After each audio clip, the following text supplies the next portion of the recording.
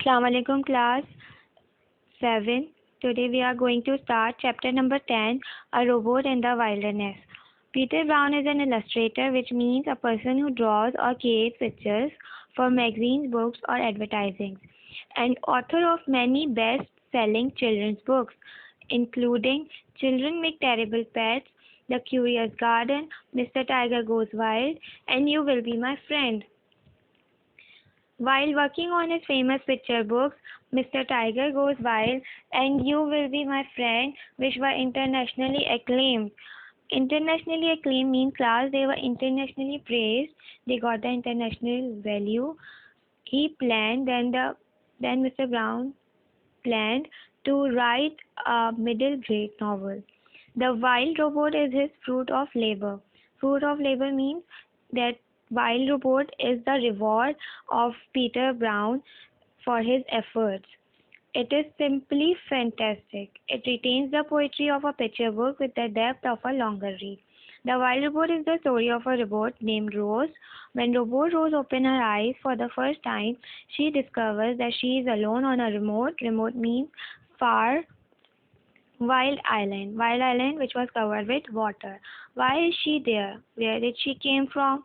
And most important, how will she survive in her harsh surroundings?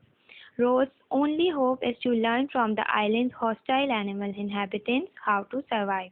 The only hope for the Rose was to learn from the hostile animals uh, how to survive in that island. Hostile means unfriendly. Those animals were unfriendly to Rose because they do not they did not know the Rose at that time. Once when she tries to care for an orphan gosling, the other animals of the island finally decided to help her. But when Rose tried to care for the orphan gosling. Gosling means a baby goose. When she cared for the baby goose, the other animals became friendly to her and they tried to help her. Then, because of which, and the island starts to feel like a home for her. And then she started feeling that island is her home. Until one day, the robot's mysterious past came back to haunt her. So then one day there was a past of the robot that came back to haunt her. Heartwarming and full of action, Peter Brown's robot raises thought-provoking questions about the environment, the role technology plays in our world. So Peter Brown's robot asked, like, it raised so many questions related to the environment and technology, that what technology plays, what is the role of technology in our world? What happens when nature and technology collide? Collide means to strike against, and what it means to be alive. The book raises many questions for the readers to answer. Let us find out some Let us find out from the author himself the answers and many more things that made it possible for this amazing book to see daylight. Here is an excerpt.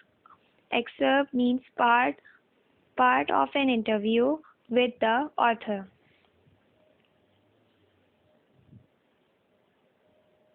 So the next page number 67 is the next page. Where did the idea for the wild robot come from? So this was the first question which was asked to Peter Brown. Years ago, then this is the answer given by him.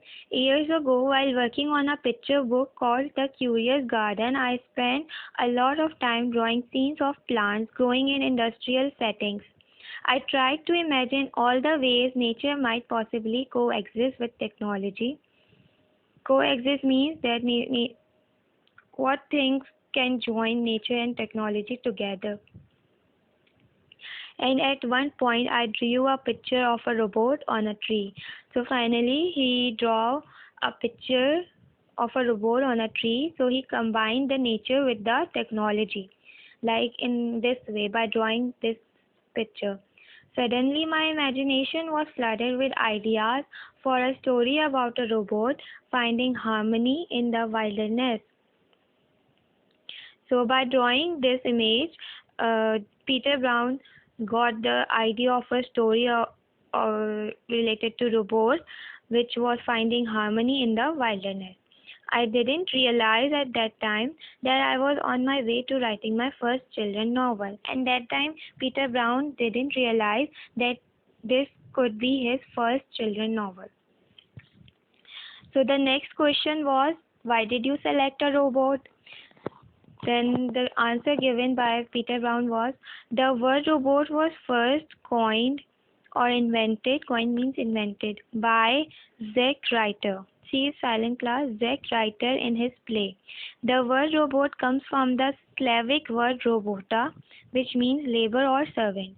The play begins in a factory that makes artificial people called robots, creatures who can be mistaken for humans. So robots, what are robots? Creatures who can be mistaken for humans. The word robotics was first used in print by Isaac Asimov in his science fiction short story Liar, published in May 1941. Asimov was unaware that he was coining the term. The term robot in itself is very fascinating. Fascinating class, fascinating means interesting for me, and it symbolizes the modern technology around which I could weave my story. Weave means make a complex story from a number of interconnected elements. To make a complex story from a number of interconnected elements. Above all, children in this day and age are fascinated with robots and their ever increasing functionality. So at last he said, children of this day, in the present day and age, are fascinated, they are impressed by the robots and their functionality. The third question was, do you think children of our age would accept a robot in such a situation as given in your book? So the answer was, robots are programmed to perform tasks by computers. They take many forms. They are designed to move material, parts or tools for the performance of a variety of tasks. Take the example of the robots like Go Cook and Gligit. Go Cook robot can read recipes, cut vegetables and bake. So class, I'll continue this chapter in the next video. Okay class, see you in the next video.